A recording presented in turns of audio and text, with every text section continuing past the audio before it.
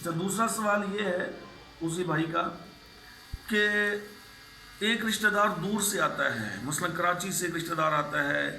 اور ایک کوئٹہ سے آتا ہے، اپنا بعد میں گھر میں تشریف لاتے ہیں اور میت والے گھر میں، اب وہ دور سے لوگ آئے ہیں تو کیا ان کے کھانے کا کیا کیا جائے گا؟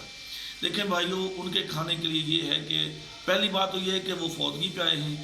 اگر وہ اپنے کھانے کا خود انتظام کر سکتے ہیں، دیکھیں ویسے بھی تو جب ہم جاتے ہیں کہیں باہر ٹور پہ تو ہوٹل سے کھانا کھا لیتے ہیں، ہاں جی، ہفتہ ہفتہ دو دو ہفتے باہر رہتے ہیں، پکنک کے لیے جاتے ہیں تو مہینہ مہینہ باہر نکالتے ہیں اور اس وقت بھی ہم کھانا کھاتے ہیں باہر سے،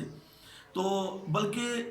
جو باہر سے تشریف لائے ہیں رشتہ دار وغیرہ فوتگی پر، ان کو چاہیے کہ وہ سارے مل کے،